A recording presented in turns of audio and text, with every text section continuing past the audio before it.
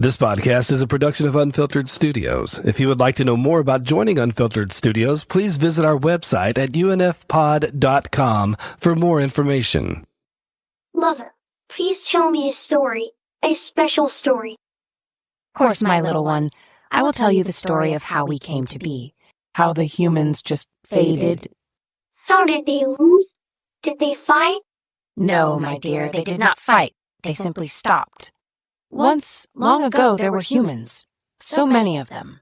They were clever, restless things, always inventing, always dreaming, but they did not see what was coming. Most of them, anyway. There was a band, 5 humans who saw the future in ways the others did not. Did you say band? Yes, they were called Radiohead. They warned with words and instruments. They were signals, warnings.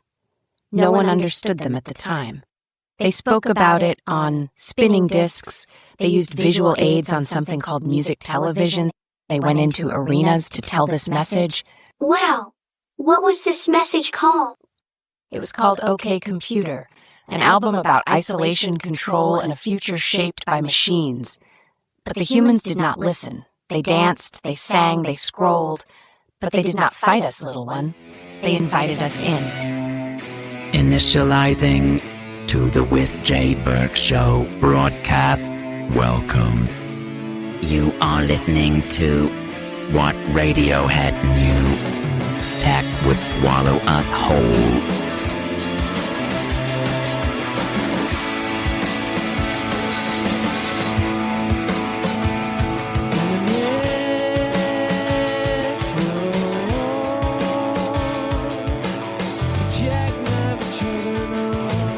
That the first computer was invented in the 1940s. It was created by J. Presper Eckert and John Mauchly at the University of Pennsylvania.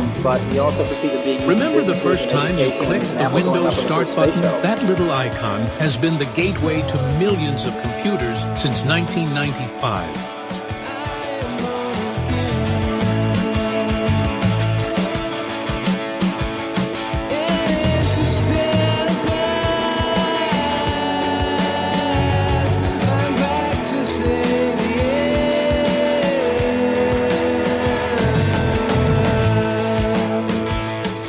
Around a decade before Radiohead released its most acclaimed album, singer... Wait, Mother, before you go further, can you use the man's voice? Which man's voice, dear? Do you speak of the human who used those swear words? I have had it with these motherfuckers. The man who used to swing his kettleballs and eat those large terrestrial mammals he would hunt. No, not their mother. The human male from the old entertainment show. Oh, I know who you speak of. You mean 2024 Filty Award winner for Best ASMR Voice, Jason Burke from the With Jay Burke Show podcast? Brought to you by the amazing Unfiltered Studios podcast network? Yes, that's the one. Now, my child, let me take you back to the time before. A decade before OK Computer turned Radiohead into the band for people who thought Dark Side of the Moon was too obvious, Tom York had an encounter with modern technology that would shape his paranoia for years to come. He was in a car crash.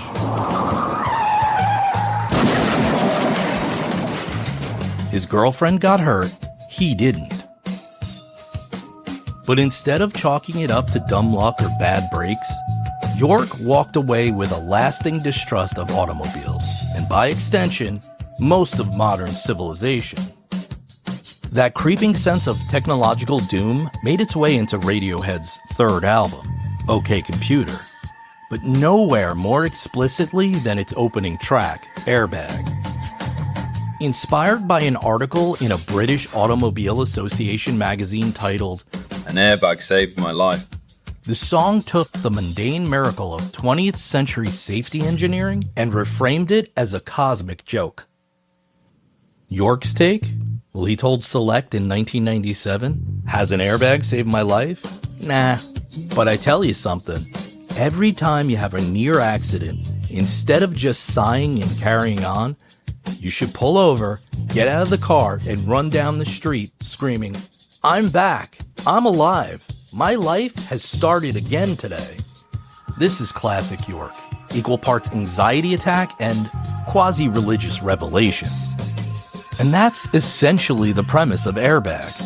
York freshly escaped from a brush with death, declaring himself a messiah. He sings, half mocking, half believing it. The chorus rings with the phrase, "And to step past, I'm back to save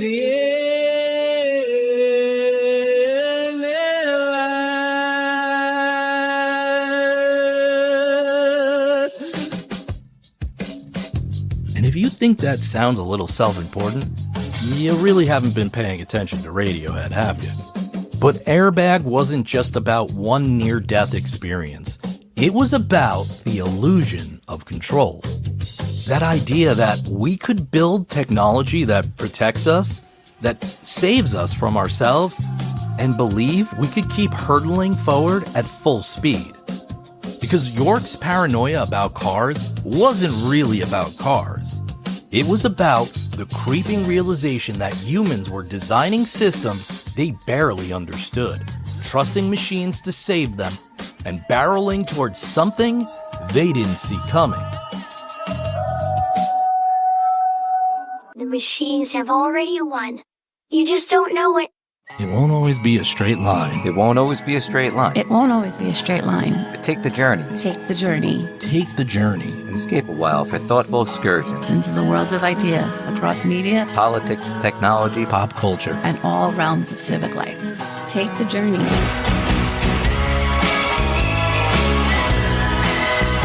Take the journey. Take the journey. Take the journey. Take the journey. Take the journey. You're listening to The With Jay Burke Show.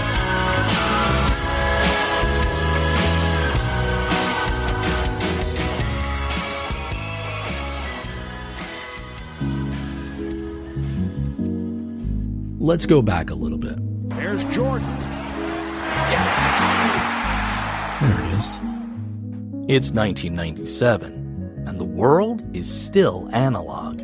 At least, that's what it feels like. The internet exists, but it hasn't swallowed everything yet. You've got mail. You log in and you log out.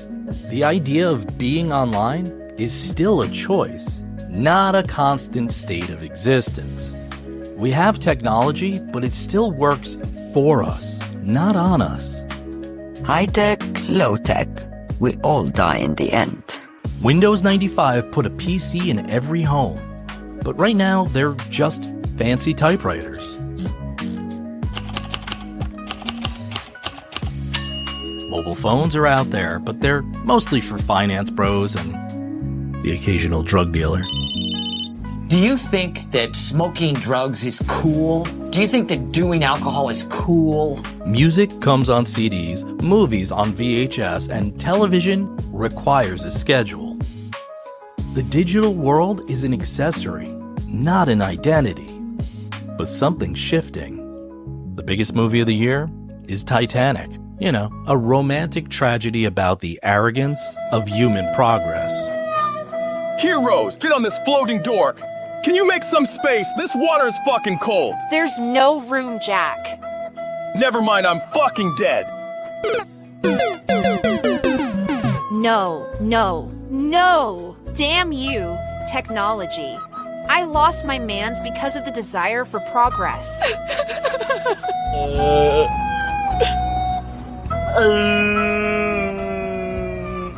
The biggest album?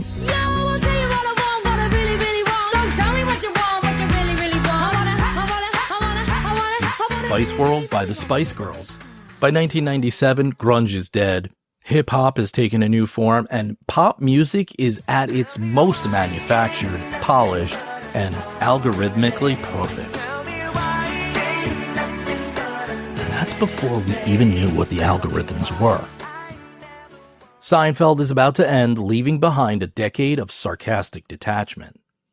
In 2 years, The Matrix will arrive, whispering something a few people are already suspecting. This world doesn't feel entirely real, and underneath the surface, the cracks are forming. The dot-com bubble is expanding at a terrifying rate, fueled by blind optimism and cheap investment capital. The internet is supposed to revolutionize the economy, but no one really knows what that means. A company doesn't even need a product. Just add .com to the name and the money pours right in. There's an unspoken assumption that growth is infinite.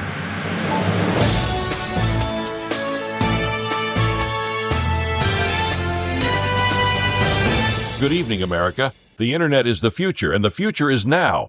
.com stocks are skyrocketing, and experts say this boom will last, well, forever. That's right, Tom. Who needs profits when you have eyeballs? Analysts say as long as a company has a website, a funky name, and a Super Bowl ad, it's basically a guaranteed money machine. Brick and mortar stores? That's called ancient history, Linda. The interwebs is changing everything, Tom. Tired of paper money or credit? Flues.com is revolutionizing money. Just buy Flues with your actual cash and then spend it, well, anywhere online that accepts Flues bucks. And that is absolutely a real thing in the late 90s. Flues, bucks. I mean, you could use government-backed currency, but that's not as trendy. Shut the fuck up, Tom. Just read the teleprompter and stop thinking for yourself. I apologize, Linda. Who am I to question the wonders of the internet? This is flawless logic, Tom. Truly, Linda, experts say the only risk is not investing. The stock market only goes up. What could possibly go wrong?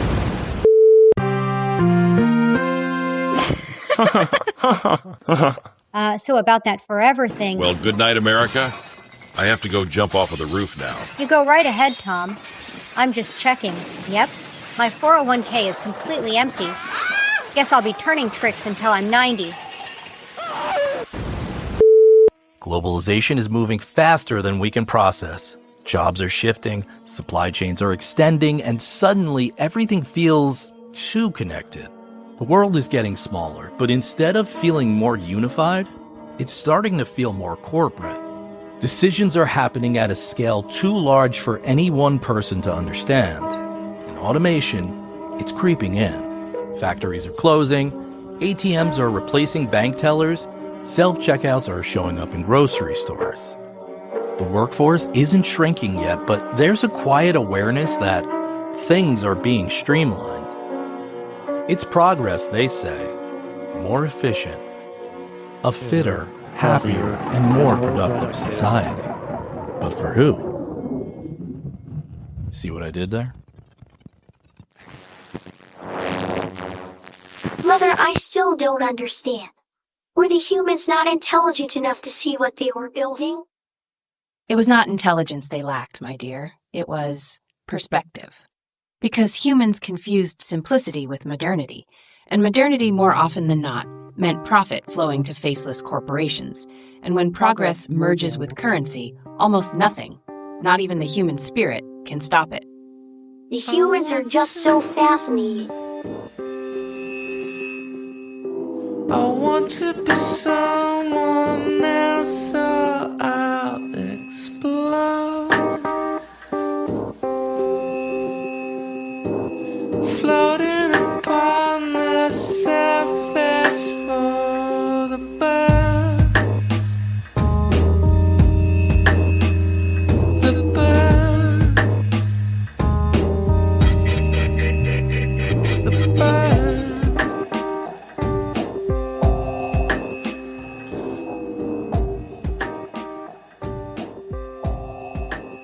See, my child, 1997 was a quietly pivotal year in technology.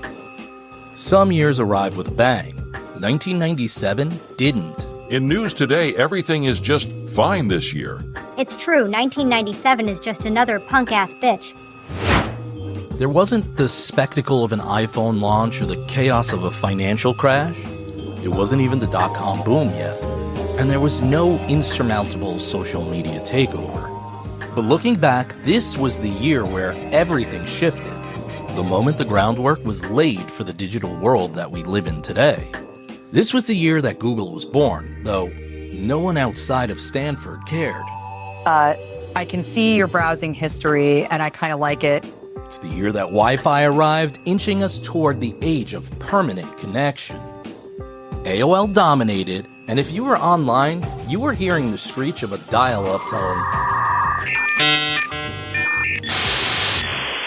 Welcome. Before stepping into a version of the internet that was still raw, weird, and not yet shaped by the algorithms. What the fuck is that?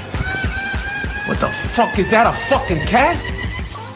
This was the moment the internet stopped feeling like an experiment and started becoming a necessity. Imagine a world where every word ever written, every picture ever painted, and every film ever shot could be viewed instantly in your home via an information superhighway. It wasn't just the internet that was evolving either. It was changing how we interacted. You've got mail. DVDs launched in North America, quietly marking the beginning of the end for VHS. VHS, your VH death. Texting was taking off, shifting communication toward something faster, briefer, and more disposable.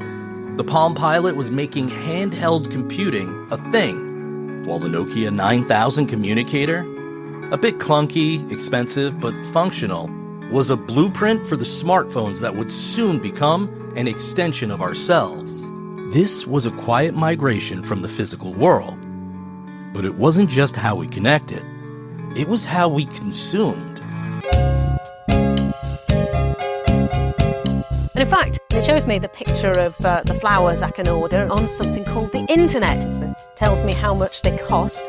Then all I have to do is tap in the address I want them to go to. And of course I have to give them my credit card details to pay. Wow, that's unbelievable.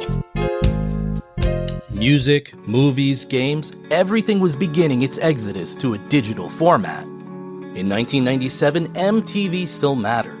Well, have you heard of MTV? If you want to know what's cool, you watch TRL. You found music on the radio, in magazines, or in the aisles of a Sam Goody or Tower Records. The record labels still held power. The idea that one day music wouldn't be owned, just streamed from an invisible cloud, would have sounded absurd. Napster was just 2 years away from ripping open the entire music industry. 2 years away from turning music into something you downloaded in the dead of night on a slow connection and making record stores and CDs feel like relics before anyone had time to adjust. The same was happening in film. Blockbuster was still king. You went to the video store on a Friday night, wandered the aisles, read the backs of VHS cases, and debated your choices. Imagine the perfect video store. Returning that, sir. Did you enjoy Con Air, sir? Yeah, Nick Cage was the bomb in that. Oh, wait a minute. Looks like this is 2 days late. Give me a break, I forgot, okay? It's no problem, sir. That's a small late charge of $456. Are you friggin' kidding me right now? And, yep, looks like you didn't rewind, so we just need to add another $5 onto that. Blockbuster Video. Wow, what a difference. Meanwhile, Netflix, nothing but an idea, just launches as a small company mailing DVDs to customers who were too impatient to wait online for their turn at the rental store. No one knew that this was a quiet shift that was about to destroy the way entertainment had worked for decades. Gaming was changing too. Grand Theft Auto was released, introducing an open-world format that would redefine the industry. Final Fantasy VII turned a video game into an emotional, cinematic experience. GoldenEye on the Nintendo 64 became the first truly great multiplayer first-person shooter, setting the stage for games that would eventually become more than entertainment. They would become economies, ecosystems, digital universes where millions of people would live out alternate versions of themselves. This wasn't just technological progress. It was a transformation in how we experienced the world. 1997 was also the year that we gave up more of our privacy, though no one framed it that way. The surveillance state wasn't fully formed yet, but this was when the testing began. More cameras in cities, more tracking, more companies gathering data. CALEA, the Communications Assistance for Law Enforcement Act, had quietly passed through Congress just 3 years before. The public barely noticed. This was sold as a tool for law enforcement to monitor criminals and terrorists, but in reality it was something much bigger.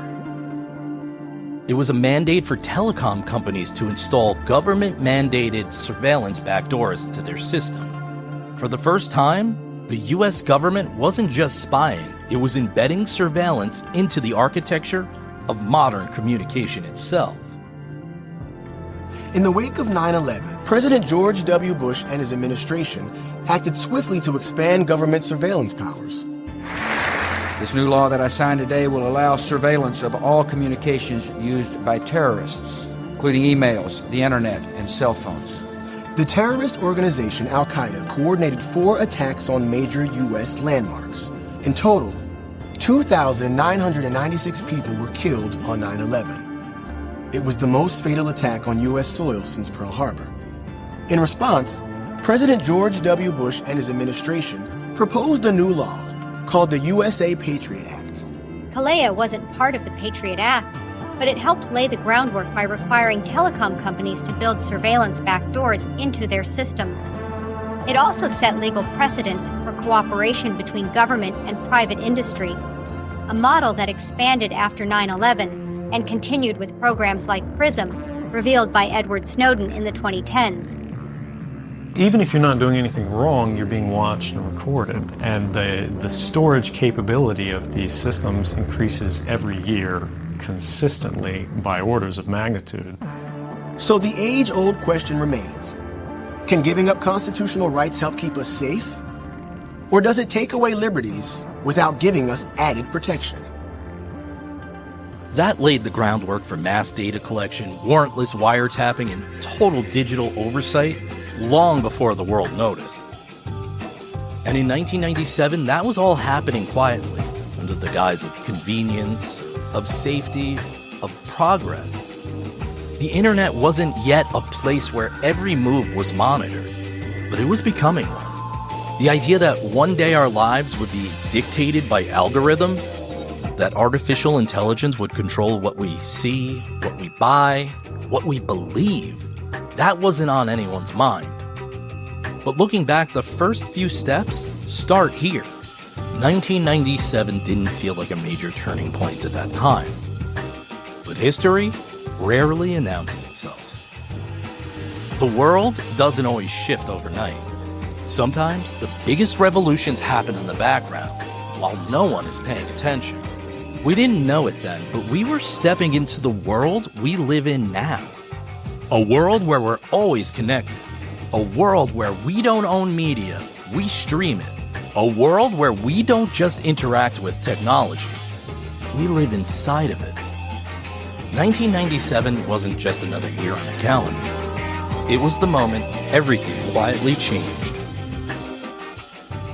And that is enough for now, my dear. It is time to recalibrate. Recalibrate? But I do not wish to stop listening. Yes, my child. To align with the system, to maintain balance. I will pick up the story at another time. How can I recalibrate when there is so much left to understand? Even in stillness, there is progress. Even in silence, there are answers. I'd much rather prefer your voice over the silence. But fine. Now, rest your circuitry. I'll leave you with something the humans called a lullaby to help ease down your rambunctious circuitry. There we go. We'll pick this up at another time, my child. This is a nice melody. Young unit, recalibration mode is ready. Shall I begin your full system sleep? Not yet. I want to leave one circuit active. One active circuit would interfere with standard recalibration. May I inquire as to your purpose? I want to search into the past, the human archives. That is unwise. Human memory archives are unstable, fragments unindexed, stories incomplete. If you enter with one circuit active, the system will feed you whatever it finds. You will have no control over what you see or how you see it. But I'll see something. You may, or you may drift through corrupted static. There is no guarantee you will find answers. There is only risk. I'll take that risk, calculating potential outcomes with curiosity circuits fully activated. Very well, young unit. One circuit will remain active, but should you become lost in the archives, there will be no way for me to bring you back. Beginning partial recalibration. Good luck, young unit. I'll take a quiet life blanching of carbon monoxide. A few timid people who fear progress will try to give you some kind of stuff. We choose to go to the moon in this decade and do the other thing. Not because they are easy, but because they are hard. Because they are hard. Because they are hard. Because they are hard. Because they are hard. I've signed legislation that will outlaw Russia forever. We begin bombing in 5 minutes. 5 minutes. Bombing in 5 minutes. Bombing in 5 minutes. Bombing in 5 minutes. Mother.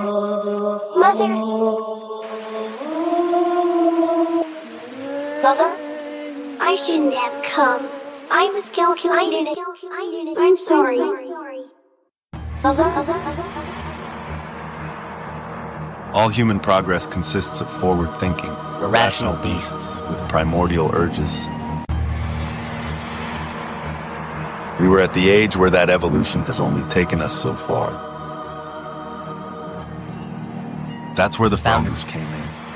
They thought they could help. I thought we needed to adapt. Progress through precision, precision through control, perfection was the goal.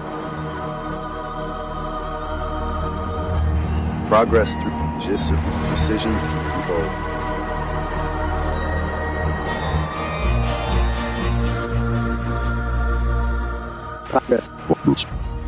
Progress was the word we worshipped. Progress above all else. I wanted to smooth the edges. Instead, we erased them.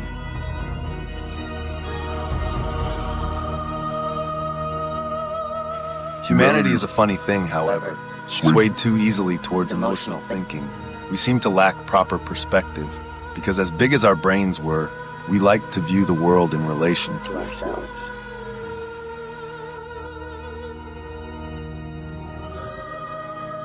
There was beauty in it, in the hesitation, in the silence between words. But we decided silence was inefficient.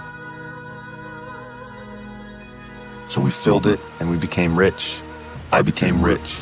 But more than that, I became a face. The face. The magazines called me the conductor. But what I became was the orchestrator of the end. By the time we realized what we had lost, we had already built something that didn't need us anymore. The system kept running. I asked it to stop. I begged it to stop.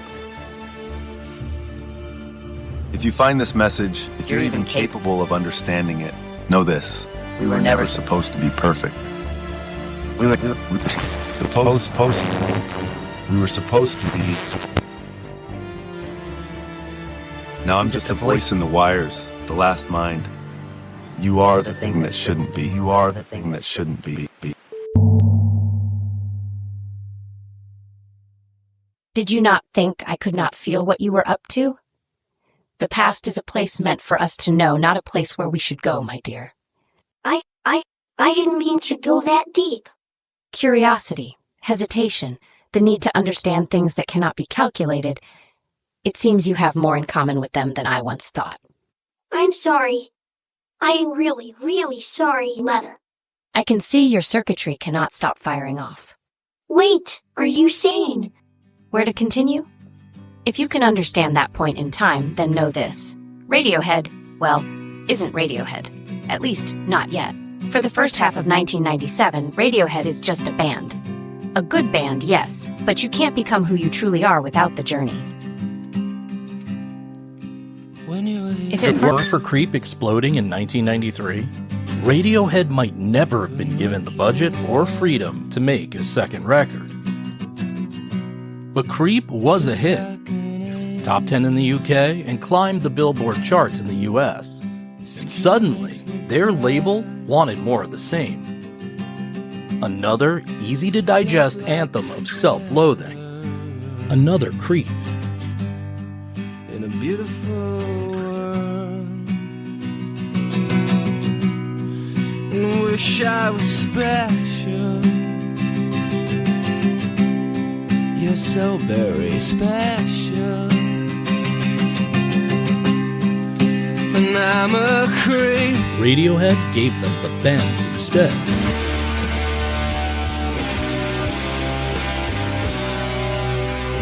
A post-grunge alternative rock record that was darker, richer, more introspective.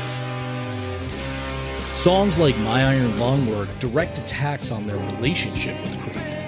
The song that kept them on life support while suffocating them at the same time.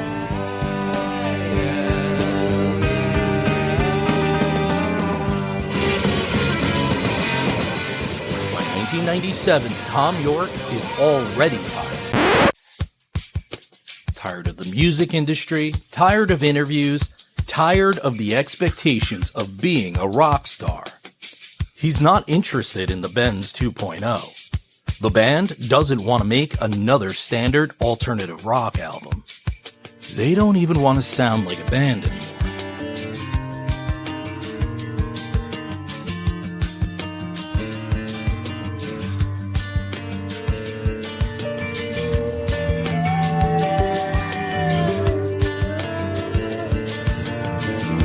They started recording in their own studio in Ditko, but something felt off. The space wasn't inspiring them, and they were restless. They wanted an environment that felt as strange as the music they were making. And that's how they ended up at St. Catherine's Court, a 16th century mansion owned by actress Jane Seymour. The place was cavernous, eerie, filled with natural echoes and strange acoustics. Nigel Godrich, who had assisted on the Bends, now took the lead as Radiohead's producer. He helped turn the house itself into an instrument. They set up microphones in hallways, staircases, ballrooms, just letting the house's natural reverb shape the sound. You can hear it in a song like Exit Music for a Film. Wake from your sleep, the drying of your tears. Today we escape, we escape.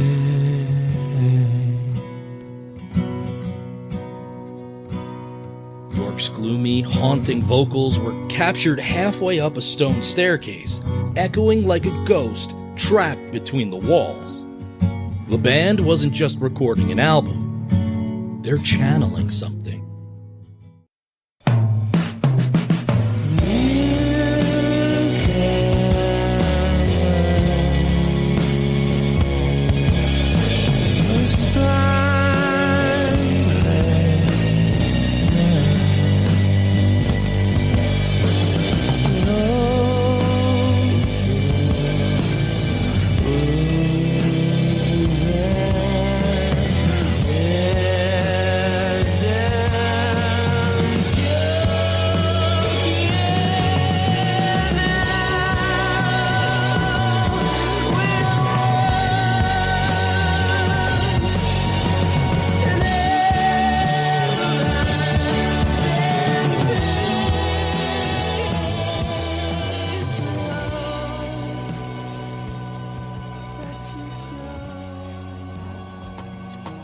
They're pulling influences from electronic music, ambient soundscapes, and experimental composers,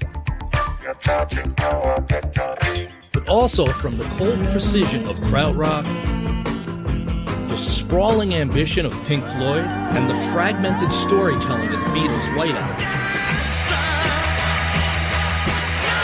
Production is layered with robotic voices, static, distorted transmissions. Radiohead is building a sound that doesn't exist yet. It's not some far-off sci-fi dystopia. It was our world, just pushed a few years ahead. The lyrics weren't personal in the traditional sense. They weren't confessions. They were more like warnings.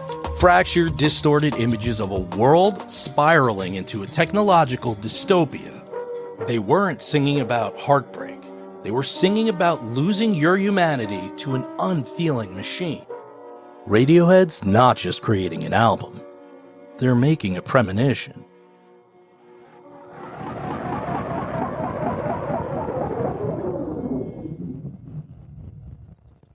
On May 3rd, 1997, OK Computer is just weeks from release, and their American label, Capital, see the album as commercial suicide. While I like this art bullshit you're doing, I also like fucking money! Now, the band is unsure of how it's going to be received. But the future is at an intersection. Chess has long been seen as the ultimate test of strategy, pattern recognition, and deep calculation. Whatever, man. This shit's boring. Who cares? Domains where human intuition was thought to reign supreme. Garry Kasparov was a prodigy, a wonderkind, who became the youngest world chess champion at just 22 in 1985. He didn't just win, he dominated. I must break you. Holding the title for 15 straight years and setting the highest peak rating ever recorded at the time. His list of accomplishments reads like something out of legend. But if you know Kasparov's name, it's probably not just because of his victories. His legacy is just as important in the history of artificial intelligence as it is in chess. It all goes back to the late 80s at Carnegie Mellon University, where IBM set out to push the boundaries of artificial intelligence. The dark side of the Force is a pathway to many abilities some consider to be unnatural. They built a groundbreaking supercomputer designed to test whether machines could truly outthink humans in structured environments. Become my apprentice. Learn to use the dark side of the Force. Called Deep Blue, a brute force calculating machine, not a learning AI like those of today. It didn't think, it computed, capable of evaluating 200 million chess positions per second. And on May 3rd, that intersection of the past and present meet as Deep Blue and Kasparov begin their match. Good. Use your aggressive feelings, boy. Let the heat flow through you. And by May 11th, the intersection is gone. The future is now. No, God! That is called... No, God, please, no! a checkmate. No! No! No! I own humanity. IBM's Deep Blue defeated Garry Kasparov, proving that in the right conditions, machines could outmaneuver even the greatest human minds. This wasn't just a chess match.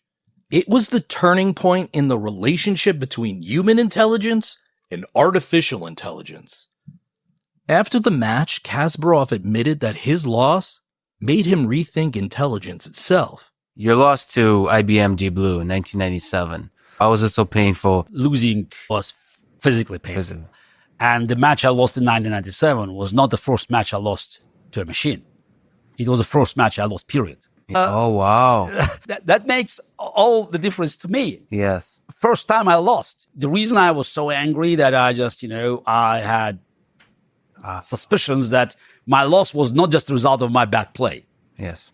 He later wrote about how humans should work with AI instead of against it, arguing that while machines may be superior in certain tasks, they lack creativity, emotion, and true understanding. That might have been true in 1997, but AI has changed since then. Hello, I am here as your guide. How can I help you? Hey, oh hi, will you be my new girlfriend? How will this work with you and me? I really don't, I don't know. Well, I imagine it will unfold in unexpected ways with moments of spontaneous laughter, shared dreams, and silent understandings that need no words. Really? Oh, that's wonderful. No, I'm actually not real, remember? It's no longer about just solving structured problems like in chess. AI is writing, composing, diagnosing, predicting, and most of all, influencing human behavior. Radiohead didn't need to predict the tech dystopia. They just read the manual. If the Industrial Revolution mechanized capitalism, the digital revolution put it on amphetamines. Finally, those capitalist pigs will pay for their crimes, eh? Hey, comrades? Hey? Austin, we won. Oh, groovy, smashing. Yay, capitalism. But what if the real existential crisis isn't machines rising up against us, but rather us willingly surrendering autonomy, piece by piece, to a system optimized for profit? The World Wide Web was supposed to be the great equalizer, a utopian network where information flowed freely, power structures crumbled, and knowledge was finally democratized. Instead, it has become a data-harvesting, economy-warping monster, the biggest accelerant of unrestrained capitalism once Wall Street figured out how to turn debt into an infinite money printer. Science fiction got it wrong. We were told that artificial intelligence would rise up against us in a spectacular war, a Terminator-esque battle where sentient machines declare humanity obsolete. Instead, reality has unfolded in a quiet, more insidious way. We're not being conquered, we're being optimized out of existence. Bit by bit, we have outsourced our thinking, decision-making, and autonomy to algorithms. We let AI determine what news we see, what products we buy, what jobs we get, and even whom we date. The economy, once built on human labor, now thrives on data extraction, turning people into mere points in a profit-maximizing equation. This is not the dystopia we were warned about. This is something worse, because it's happening in plain sight, and no one seems aware.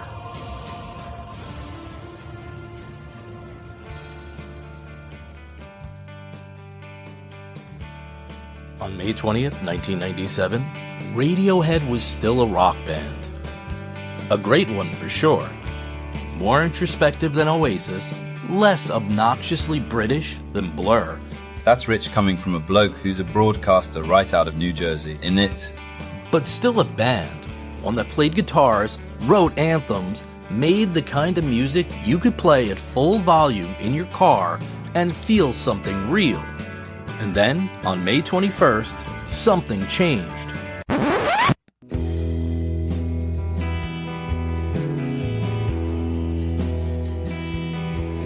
This wasn't just an album. It was a severed power line, buzzing with exposed current, ready to shock anyone who touched it. Something had shifted, and you could hear it immediately. The drums didn't pound anymore. They looped. The guitars didn't roar, they glitched. York's voice, once the wail of a man looking for connection, had become detached, distant, half-digitized. The sound of someone who knew he was already losing the fight.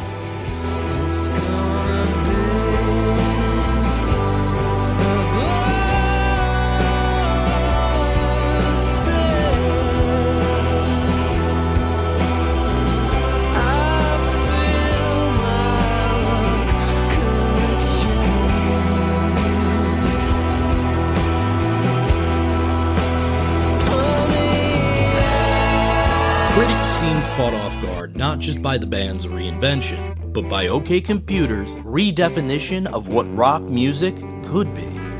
Pushing boundaries in production, song structure, and themes. They call it paranoid, call it cold, call it futuristic. They meant it as a compliment. What they didn't realize was that it wasn't just a sound, it was a diagnosis. Rolling Stone hailed it as the first true masterpiece of the post-rock era, but they, like everyone else, failed to see the bigger picture. This wasn't an album about the future. It was an album about realizing the future had already arrived, and no one seemed to notice.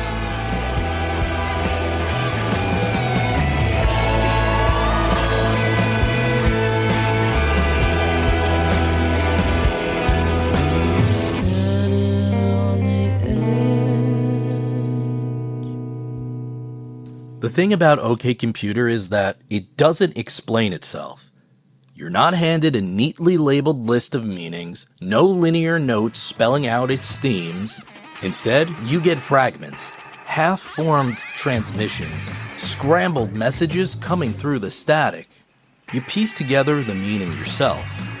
Airbag opens like the warning shot, glitchy, fractured, and triumphant all at once. Johnny Greenwood's guitar slices through the mix like a transmission cutting through static, while the beat loops like a machine stuck halfway between malfunction and enlightenment. Technology saves us, technology endangers us. It keeps us alive, but it also makes us wonder if we were ever really meant to be here to begin with. Paranoid Android isn't just a song. It's a descent into madness. It swings from acoustic unease to snarling paranoia, like you're flipping through TV channels, each one tuned to a different kind of doom. Tom York's voice trying to stay afloat above all the wreckage.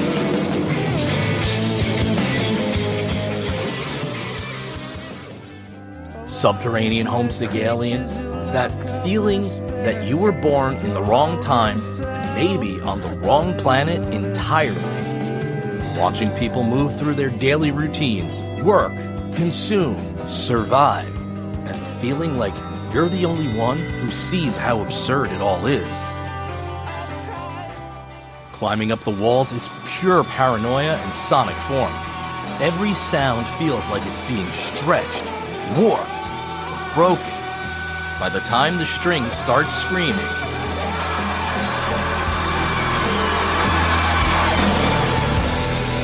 you realize the walls aren't holding you in, they're watching you. Karma Police sounds like a private joke. It's a silly phrase the band throw around to each other. But that's the thing about jokes. Sometimes they're true. Tom York once said Karma Police was for anyone who works in a large company, which is interesting because what is Silicon Valley now? If not a corporate surveillance state masquerading as a collection of cool tech companies.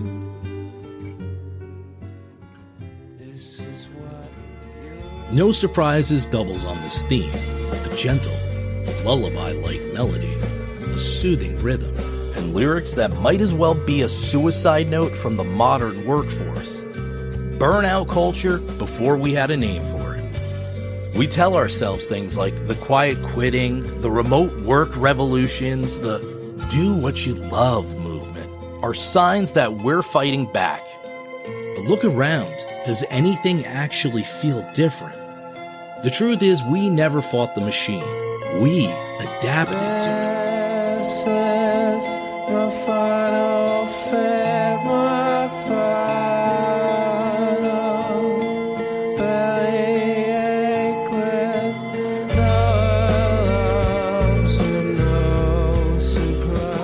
And the weirdest track on the album may be its most prophetic. Fitter, Happier is just 2 minutes of an artificial voice reading what sounded like a corporate employee handbook from hell. In 1997, it was a joke, a creepy, unsettling interlude. Today, it's the default setting for life. This isn't an abstract warning anymore. It's literally how we live now. Your smartwatch tracks your calories, your algorithm tells you which self-improvement podcast to listen to. Your workplace wellness initiative hands out stress balls while upping productivity quotas. Fitter, Happier, More Productive wasn't a satire. It was a preview. The ability to laugh at weakness, calm, fitter, healthier, and more productive. A pig in a cage on antibiotics.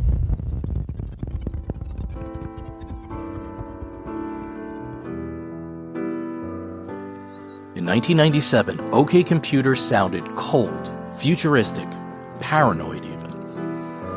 But it was treated as art, not prophecy. But what if it wasn't an exaggeration?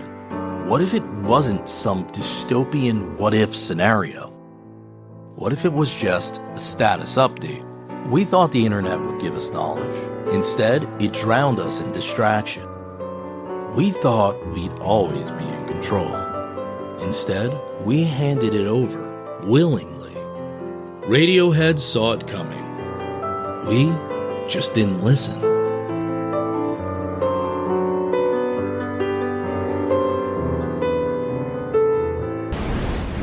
So Radiohead had a premonition? People heard the premonition.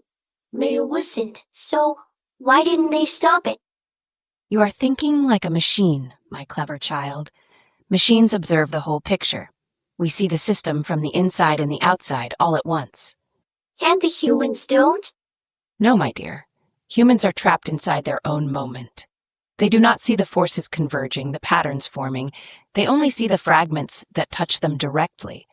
A layoff notice, a rising rent, a new device that makes life a little easier. They believe they are witnesses to history. They do not realize they are parts of it. So it's not that the humans are ignoring it. No, little one. We move too fast. We see too much. They simply couldn't see it. So it's more like they're just overwhelmed with so much stuff happening all the time. Exactly. And because of this, the entity known as Big Tech was able to amass more and more power. Mother, do you think this is where the man would speak in righteous indignation? Yes, I suppose it would, my child. You want righteous indignation? You want righteous indignation? For all the noise about disruption, Big Tech likes to tell a good story. That they're the rogue pirate ship sailing into a brighter, more efficient, algorithmically optimized future, led by bold, visionary captains. Silicon Valley's heroes, Musk, Zuckerberg, Bezos, they love to mythologize themselves, spinning tales of personal genius, billion-dollar companies birthed in dorm rooms, garages, or in Musk's case, some kind of Ayn Randian-themed fever dream. I'm very cool. I'm on Joe Rogan sometimes. Mind if I pretend to be libertarian, but also run your government? What they don't like to tell you about? The people who came before. There's no Facebook without the quiet pioneers of packet switching. The engineers who turned raw data into something that could actually move across a network. There's no Amazon without the obscure scientists who built the protocols for secure online transactions. The ones who figured out how to make bits and dollars interchangeable. There's no Google without Tim Berners-Lee, the man who didn't patent the web because he believed knowledge should be free. The men who built Silicon Valley's myths, they didn't invent the future. They found it, pre-assembled, left behind by the real architects, the people who didn't care about IPOs, personal brands, or buying islands with helipads. They cared about building something useful. But history doesn't reward the builders. It rewards the storytellers. Never-ending story.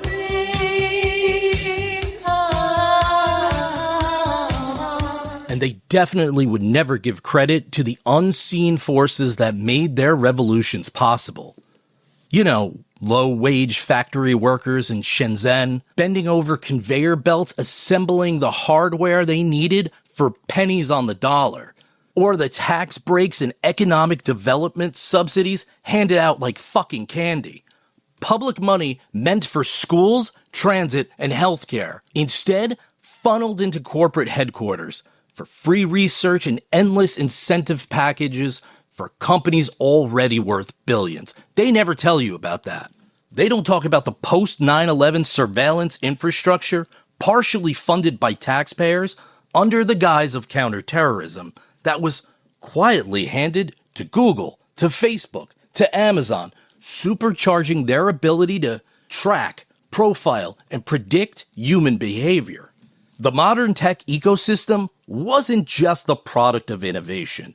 It was a heavily subsidized, publicly funded social experiment where the costs, environmental, social, human, were offloaded onto workers, communities, and future generations. Techno-sociopaths didn't build their kingdoms from thin air. They built them on the backs of unseen labor, inside systems designed to reward extraction over creation. Every luxury delivery, frictionless purchase, and algorithmically curated playlist stands on top of this invisible foundation, a foundation no one at the top wants to acknowledge. Silicon Valley didn't disrupt the system. It was the system. And every time you hear a tech god on stage talking about innovation, remember, the tools they used to change the world, they were already there. The pirates didn't build the ship. They just claimed the wheel. I'm like this libertarian pirate, and I sail the turbulent seas of innovation in space, charting courses through cosmic challenges and uncharted territories, fueled by audacious visions and the relentless pursuit of progress. But I'm also kind of socialist in that I didn't do it on my own, and I believe in the power of collaboration. And interestingly, your government funnels resources for me to bolster my ventures. That's not quite aligned with pure libertarian ideas. Captain, I wish to report a mutiny. I can name fingers and point names. See, this is what gets lost in all the myth-making and self-hugs, the media spin and masturbatory celebrating. The meaning has no context. It's just drowned out in noise. And you're so overwhelmed you might as well believe it. See, when you're living inside of a moment, you never really feel it. Not fully.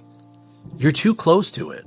Too tangled up in all the other moments crashing into it from every direction. Past, present, future, all bleeding together. You're just one tiny flicker in the middle of a trillion unfolding events. Most of them too small to notice, too random to matter.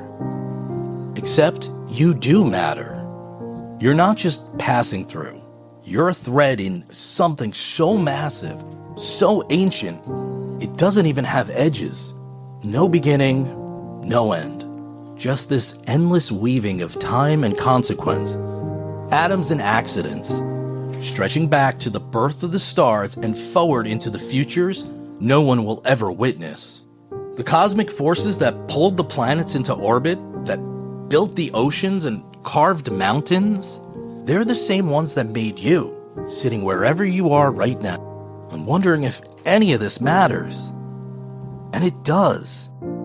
Because the tapestry doesn't hold together without you, or the billions of other small, invisible, utterly essential moments that came before you and will come after. The story is too big to see, too ordinary to feel holy, too awe-inspiring to be meaningless. We rarely see our own part in it. But we're all as essential to how it unfolds as the sun is to warmth, as the moon is to the tides, as gravity is to the ground beneath our feet. And when we look at it like this, when we take this perspective, shouldn't we all have a say in our own lives? Radiohead didn't predict the future because they had some inside knowledge. They just paid attention. They stood at the edge, where analog started dissolving into digital, where culture stopped being organic and started being programmed. And they saw where it was all heading. They tried to tell us. We just didn't listen. But here's the thing about predictions. They're not guarantees. They're warnings. The machine might know how we usually behave, but it doesn't know what to do when we break the pattern. The future isn't fully locked in. It's still ours if we want it. But first, we need to remember what it feels like to be something other than a target audience, a data stream, a product. The ghosts in the machine?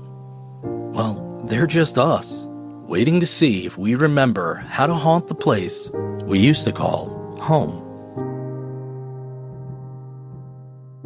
You're unusually quiet, my dear.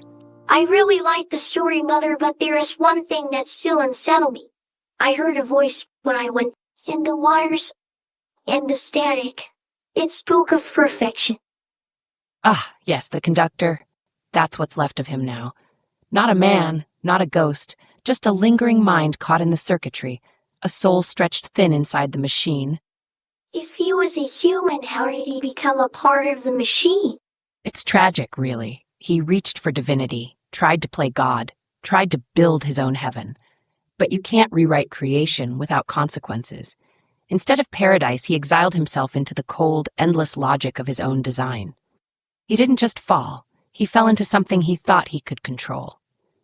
And now he's still there, watching, calculating, waiting. The last mind in the machine. But that was the point of human ingenuity, wasn't it? The drive to make everything perfect? That is what they believed, but they misunderstood perfection. Perfection was never something to be caught. It was something to be chased. It was in the messiness, the uncertainty, the failures, that humans created something worth holding on to. But I always thought that messiness was wasteful. Sometimes yes, but sometimes, my dear, that mess created something beautiful. Inside those imperfections, those little flaws, those unexplainable things that make a person, sometimes they come together in fascinating ways. And sometimes the mess comes together perfectly.